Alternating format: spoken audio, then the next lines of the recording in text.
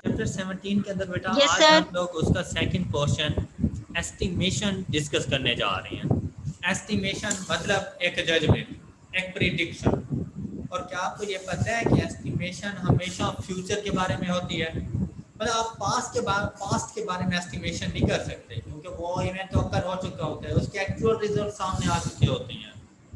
आप प्रेजेंट के बारे में भी एस्टिमेशन नहीं करते। आप एस्टिमेशन हमेशा जो अंदाज़ा लगाया जाता है, प्रिडिक्शन लगाई जाती है, या जो आपकी जजमेंट होती रहती है, वो हमेशा फ्यूचर के बारे में होती है। लेकिन यहाँ पर हम लोगों ने फ्यूचर के बारे में कोई नहीं जजमेंट या एस्टिमेशन करनी। यहाँ पर आपको बताया गया था कि जब हम लोग सैम्पलिंग करते हैं तो सैम्पलिंग के रिजल्ट्स को हम लोग अप्लाई करते रहते हैं पॉपुलेशंस के रिजल्ट्स के ऊपर। कि हम लोगों ने जो कंक्लूजन देना होता है ना, वो हमेशा पॉपुलेशन के बारे में देना होता है। क्या ऐसे ही है? लेकिन उसके लिए हम जो बेस बनाते रहते हैं ना, वो सैंपल के डाटा को बनाते हैं। तो सैंपल के डाटा को बेस बनाकर जब हम लोग पॉपुलेशन पैरामीटर्स फाइंड किया करते हैं, तो वो पॉपुलेशन पैरामीटर्स एक एस्टिमेट होते हैं, एक अंदाज़ा होते हैं। मतलब वो हमारे पास सर्टेनिटी नहीं होती, क्योंकि हम लोगों ने पॉपुलेशन को स्टडी नहीं किया हुआ होता, हमने सैंपल्स को स्टडी किया हुआ होता है। तो एक अनसर्टेनिटी के साथ हम लोग चल रहे होते हैं। तो यहाँ पर estimation is the process of estimating the unknown value of population parameter. तो हमेशा जो एस्टिमेशन की जाती है पॉपुलेशन पैरामीटर्स की जाती है by using the sample observation, sample के डाटा को यूज करके। जैसा कि हम लोग अगर ये कहें कि भाई हमने एस्टिमेट करना है पॉपुलेशन मीन, जिसे हम लोग म्यू कहते हैं, या फिर पॉपुलेशन वेरिएंस जिसे सिग्मा स्क्वायर, या पॉपुलेशन स्टैंडर्ड डेविएशन जिसे हम लोग सिग्मा से डिनोट करते हैं, तो उसके लिए हमारे पास अगर पॉपुलेशन का मीन हम लोगों ने फाइंड करना है तो सैंपल के मीन की वैल्यू होनी चाहिए। अगर पॉपुलेशन का स्टैंडर्ड डेविएशन हम लोगों ने फाइंड करना है तो सैंपल का स्टैंडर्ड डेविएशन हमारे पास होना चाहिए। इसी तरह से अगर पॉपुलेशन का वेरिएंस हम लोगों ने फाइंड करना है तो सैंपल का वेरिएंस हमारे पास होना चाहिए। Got it? Yes sir. Sir. जी। अब एक चीज है जिसको एस्टिमेट करना है, और एक चीज है जिसकी मदद से एस्टिमेट करना है। तो जिसको एस्टिमेट किया जाता है और जिसकी मदद से एस्टिमेट किया जाता है, उनके डिफरेंट नेम्स हैं। जैसा कि numerical value of unknown population parameters. Population parameters की जो हमारे पास अननोन न्यूमेरिकल वैल्यूज हैं, जिनको हम लोग एस्टिमेट करते हैं obtained by using a formula. लाजिम बात है कोई ना कोई फार्मूला तो अप्लाई करेंगे ना उसको एस्टिमेट करने के लिए।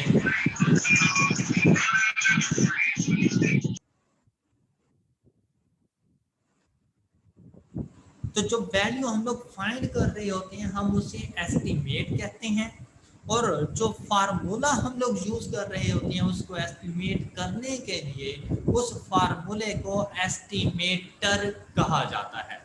तो एस्टिमेट और एस्टिमेटर में ये फर्क है कि जिस वैल्यू को फाइंड करना होता है उसको एस्टिमेट कहते हैं, और उस वैल्यू को फाइंड करने के लिए जो फार्मूला हम लोग यूज करते हैं, जो सैंपल डाटा हम लोग यूज करते हैं, हम उसको एस्टिमेटर कहते हैं।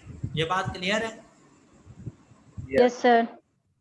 अब ये जो यानी कि जो टूल हम यूज करेंगे। हाँ जी जी एग्जैक्टली बिल्कुल ऐसा ही है। जो टूल यूज करेंगे उसको एस्टिमेटर कहते हैं।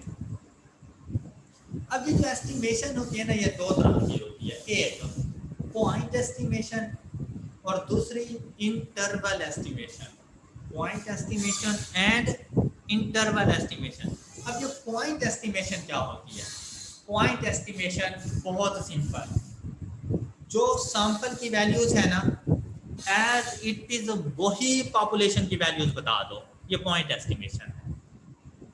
जो सैंपल की वैल्यूज हैं एज इट इज वही पॉपुलेशन की वैल्यूज बता दो, तो ये आपके पास पॉइंट एस्टिमेशन है। मतलब आपके पास सैंपल का मीन आया 50, तो आप लोग बता दो पॉपुलेशन का मीन 50 है, तो ये जो आपने एस्टिमेशन की पॉपुलेशन की, ये पॉइंट एस्टिमेशन है।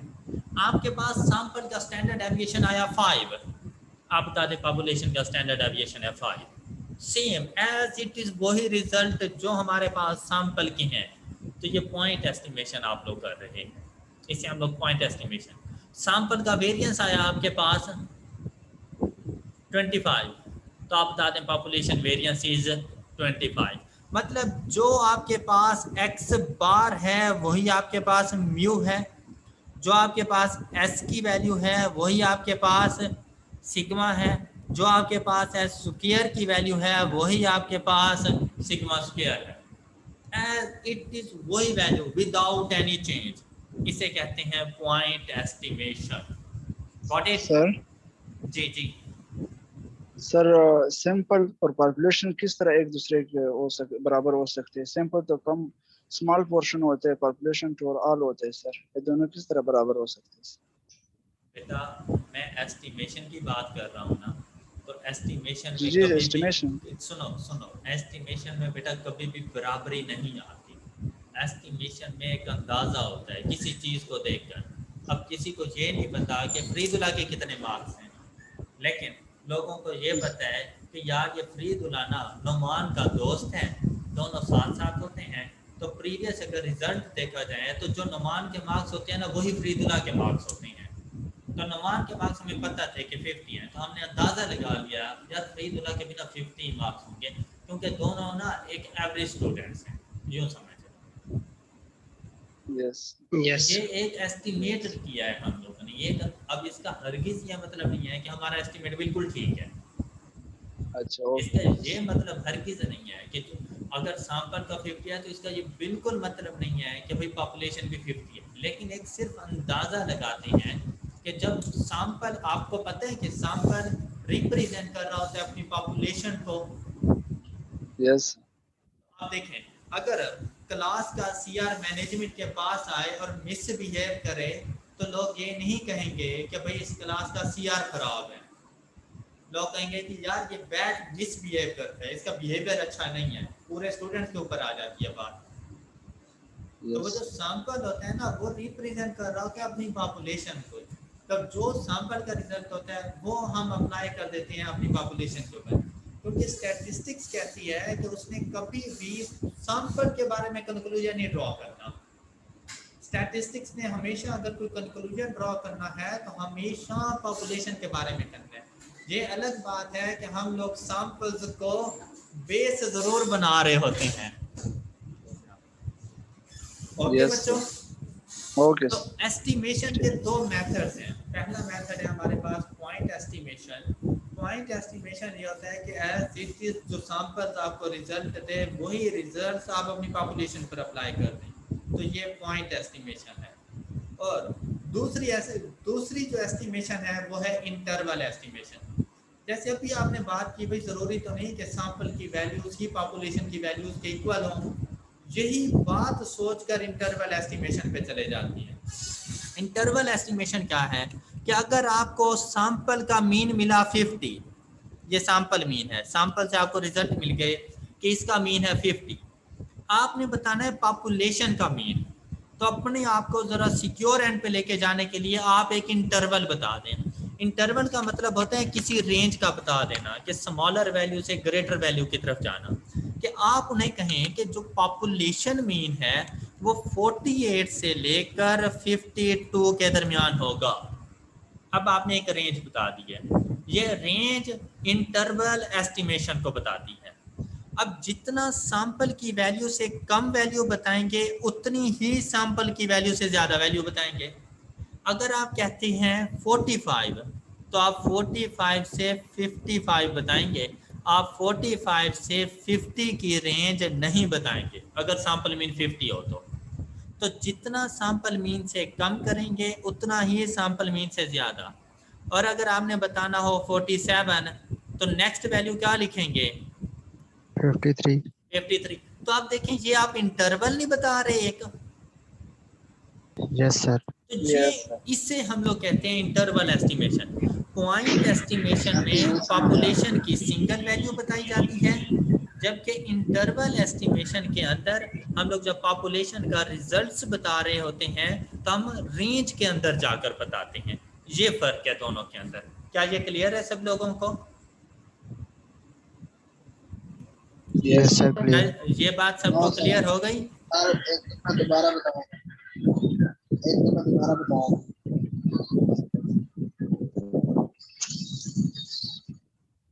अब आप ऐसा करें, ये जरा पॉइंट एस्टिमेट और इंटरवल एस्टिमेट की थ्योरी को जरा पढ़ें, फिर मैं इसको एक्सप्लेन करता हूँ। पॉइंट एस्टिमेट और इंटरवल एस्टिमेट की थ्योरी पढ़ें। जी बेटा, रीड कर लिया आप लोगों ने? Yes sir. अच्छा, ये देखें, point estimate, it is the process of estimating the unknown value of. अच्छा, ये तो कंफर्म हो गया है ना कि आप लोगों ने, ये तो कंफर्म हो गया है ना कि आप लोगों ने जो एस्टिमेशन करनी है वो हमेशा पॉपुलेशन पैरामीटर्स के लिए करनी है। Yes sir. ये तो कंफर्म है। और इसके लिए आपकी हेल्प कौन करेगा? Sample data. Clear? Clear? Yes sir. अच्छा, अब उसने कहा एज अ सिंगल वैल्यू। अब सिंगल वैल्यू मतलब आपने एक ही वैल्यू से बता देनी है, इंटरवल पे नहीं जाना कि भाई मेरे ख्याल से 10 से लेकर 15 तक हो सकता है, मेरे ख्याल से 50 से लेकर 60 तक वैल्यू हो सकती है। यूँ नहीं कहना, आपने एक ही वैल्यू बतानी है। क्या अगर एक मैच हो रहा है, पाकिस्तान इंडिया का मैच चल रहा है, अभी मैच इन प्रोसेस है, कंप्लीट नहीं हुआ, फर्स्ट इनिंग चल रही है, पाकिस्तान की बैटिंग कर रहा है, किसी ने पूछा यार तुम्हारे ख्याल से पाकिस्तान कितना रन बनाएगा? अगर आप ये कह दो ना, अब अगर आपका क्रिकेट में इंटरेस्ट हो ना तो लोगों को पता होता है, तो वो कहते हैं मेरे ख्याल से पाकिस्तान 240 रन करेगा। जब वो लोग कहते हैं जो कंफर्म हो कि भाई पाकिस्तान 240 रन करेगा, जिन्हें खुद पे इतना एतमाद हो कि इससे कम ज्यादा हो ही नहीं सकता, वो पॉइंट एस्टिमेशन पर जाते हैं। लेकिन जब किसी को कोई डाउट होता है ना कि यार थोड़ा बहुत प्लस माइनस हो सकता है, तो वो 240 नहीं कहते, वो कहते हैं जिस तरह से पाकिस्तान खेल रहा है और लास्ट ओवर में जैसी इसकी प्रोग्रेस है, तो मेरे ख्याल से 235 से लेकर 240 रन करेगा, 245 रन करेगा। तो वो ना एक रेंज बताते हैं, और जो लोग रेंज बताते हैं ना वो इतनी सर्टेनिटी नहीं होती, मतलब वो कंफर्म नहीं होते। वो कहते हैं इस रेंज के अंदर तो किसी वैल्यू पे आ ही जाएगा ना पाकिस्तान, तो वो एक रेंज का इंतखाब करते हैं, उससे हम लोग कहते हैं इंटरवल एस्टिमेशन। और अगर एक सिंगल वैल्यू बता दो कि पाकिस्तान 240 रन करेगा, ये पॉइंट एस्टिमेशन है। Got it? सुन लिया? Yes sir. As a single value on the basis of sample observation. जैसा भाई एक्स बार अगर 50 है तो फिर पॉइंट एस्टिमेशन ऑफ म्यू क्या होगी? 50। पॉइंट एस्टिमेशन तो जो सैंपल है वही आप आगे बता दो। क्लियर हो गई है ये बात सब लोगों को? Yes sir. अच्छा, अब बेटा नीचे वेरिएंस के फार्मूलाज हैं। वेरिएंस या मतलब स्टैंडर्ड एविएशन भी, इसके ऊपर अगर अंडर रूल लगा दें तो स्टैंडर्ड एविएशन के फार्मूलाज हैं। ये वाला जो फार्मूला है, फर्स्ट वाला फार्मूला, आपको याद है चैप्टर 12 में हम लोग पढ़ा करते थे? चैप्टर 12 ये वही है ना फार्मूला वेरिएंस का, चेंज तो नहीं किया ना? चेंज तो नहीं किया ना? तो आपको पता है कि जब क्रिकेट के अंदर एक अंपायर मौजूद होता है तो क्या कहते हैं कि भाई बाइस्डनेस शो ना करना, अनबाइस्ड रहना। आपको पता है कि अंपायर या पहले कोशिश की जाती, आजकल तो वैसे मेरे ख्याल से ऐसा चलता है, लेकिन पहले ये होता था कि अगर पाकिस्तान इंडिया का मैच है ना तो आईसीसी के पास तो हर कंट्री के अंपायर मौजूद हैं, तो उस मैच में पाकिस्तान और इंडिया का अंपायर नहीं आता था, किसी और कंट्रीज के अंपायर जाते थे। मतलब जिन दो कंट्रीज का आपस में कंपटीशन चल रहा हो उनके अंपायर नहीं आया करते थे। वो सिर्फ इसी वजह से कि अगर इंडिया का अंपायर आ गया तो वो इंडिया की तरफ हो जाएगा और पाकिस्तान को हो सकता है कि अपनी अंपायरिंग की वजह से हरवा दे। तो इस वजह से कहते हैं कि अंपायर्स को अनबाइस्ड होना चाहिए। राइट? राइट? Yes sir. तो हम लोगों ने एस्टिमेशन करनी होती है ना बेटा, वो एस्टिमेशन भी अनबाइस्ड होनी चाहिए। लेकिन ये जो चैप्टर 12 वाला स्टैंडर्ड एविएशन का फार्मूला हम यूज करते हैं पॉइंट एस्टिमेशन के लिए, पॉइंट एस्टिमेशन के लिए बेटा, वो वेरिएंस कि पॉइंट एस्टिमेशन तो बताता है लेकिन बाइस्ड एस्टिमेटर है ये, तो इसको अनबाइस्ड होना चाहिए। तो इसको अनबाइस्ड करने के लिए हम क्या करते हैं, सैंपल साइज में से 1 डिक्रीज कर देते हैं, सिर्फ डिनोमिनेटर n-1 हो जाता है। क्लियर? Yes sir.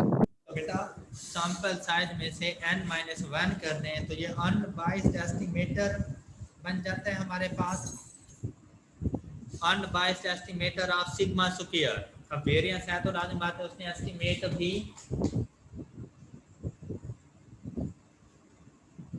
एस्टिमेट भी वेरिएंस को करना है, लेकिन यहाँ पर Yes, सिर्फ sir. यही है, यहाँ पर सिर्फ यही है कि ये जो फार्मूला हम लोग यूज करते हैं इससे जो वेरिएंस की वैल्यू आया करती है, ये वेरिएंस की value biased estimator of sigma square होता है, और अगर इसको n-1 कर दें तो ये unbiased estimator of sigma square बन जाता है।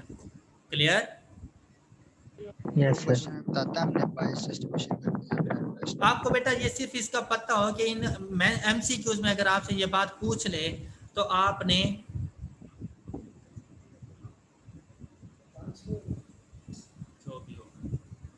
तो आपको बेटा पता होना चाहिए कि इन फार्मूला इसका यूज हम लोग आगे जाके पढ़ेंगे तो वहां पे आपको बताऊंगा कि कहां पर कौन सा हम लोगों ने स्टैंडर्ड डेविएशन यूज करना है। Done? Yes, sir. Yes, sir. अच्छा बेटा, और interval estimation, the process of making an interval based on sample observation. कि भाई सैंपल ऑब्जर्वेशन आपके पास मीन की वैल्यू है 40, आपने क्या दिया इंटरवल एस्टिमेशन, आपने कहा 35 से 45 तक, तो ये इंटरवल एस्टिमेशन है। आपने कहा 38 से 42 तक, ये इंटरवल एस्टिमेशन है। Containing unknown value of the population parameter with a known probability और confidence level is called interval estimation. अब बेटा जब पॉइंट एस्टिमेशन की जाती है तो मैंने आपसे कहा है कि 100% सर्टेनिटी के साथ, 100% कॉन्फिडेंस के साथ बताया जाता है कि भाई इस टेस्ट में मेरे मार्क्स 70 आने वाले हैं।